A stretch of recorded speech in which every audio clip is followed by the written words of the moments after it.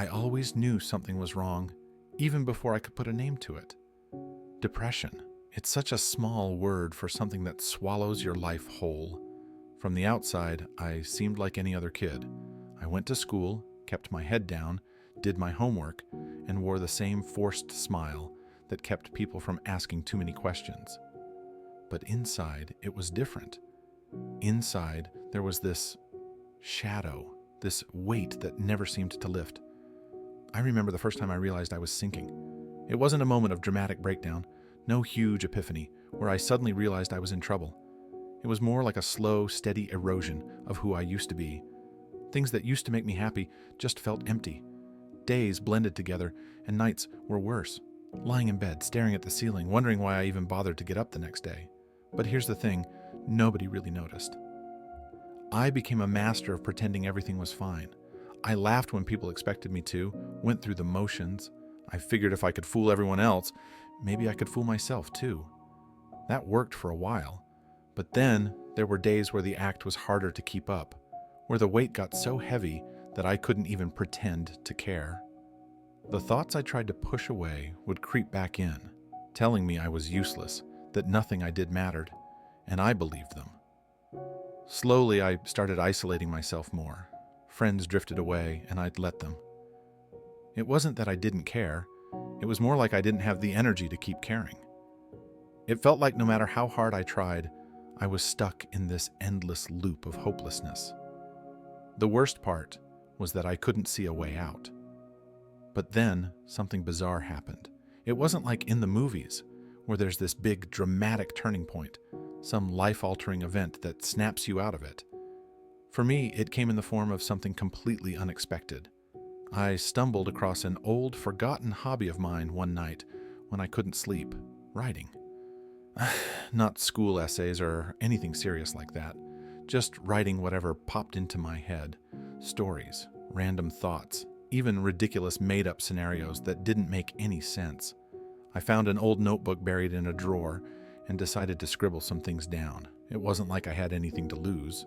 At first, it was just something to pass the time, something to get the thoughts out of my head and onto paper where they couldn't do as much damage. But over time, something strange started to happen. Writing became my escape. I could create worlds where things made sense, where the heroes always won and the villains were defeated. In my stories, I had control, something I hadn't felt in a long time. I started carrying that notebook with me everywhere, scribbling down ideas in between classes, on the bus, or late at night when sleep refused to come. And slowly, the more I wrote, the more I realized that I was feeling something I hadn't felt in a long time. Relief. It wasn't like writing magically cured my depression or anything, but it gave me a way to fight back. It was like every word I wrote was a way of pushing back against the shadows that had been suffocating me for so long. In my stories, I was the hero, the one who got to decide how things turned out. The bizarre thing was that the stories didn't have to be about anything real. Sometimes I'd write about completely made-up worlds, or I'd imagine scenarios where things were different in my life, better. Other times, I'd write about people who felt lost, like I did, but in the end, they found their way out. And I guess in a way, writing those stories was my way of convincing myself that maybe I could find my way out too. It wasn't easy. Some days, I didn't have the energy to write anything at all. The weight of depression was still there, still pressing down on me.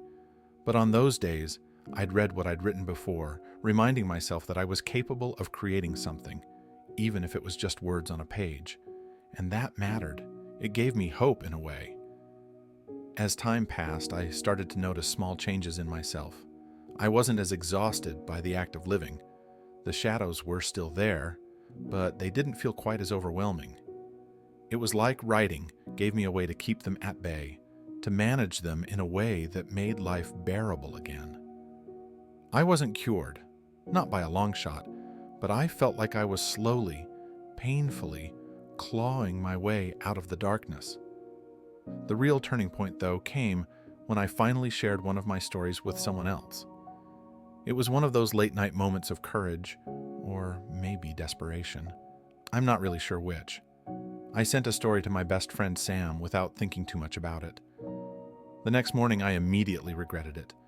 But when Sam texted me back, his response floored me. He didn't just like the story, he loved it. He told me he couldn't believe I'd been writing all this time and never shared anything with him. He said the story helped him understand me in a way he hadn't before, and that hit me hard. I realized then that maybe I wasn't as alone as I thought I was. Maybe, just maybe, my writing could connect me to people in a way I hadn't expected. So I kept writing, kept sharing. It wasn't easy to open up like that, to let people see the parts of me I'd been hiding for so long. But with each story I shared, the weight lifted a little more. Eventually, I started seeing a therapist.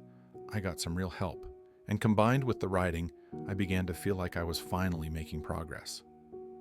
The depression didn't disappear overnight, but I learned how to manage it, how to cope with the bad days and celebrate the good ones. And most importantly, I realized that the fight wasn't something I had to face alone. I had my friends, my family, and even my writing to help me through it. Looking back, it's strange to think that something as simple as picking up a notebook could have such a profound effect on my life. But that's how it happened. Writing didn't save me, not exactly. But it gave me a way to fight back, to reclaim a part of myself that I thought I'd lost. And that made all of the difference.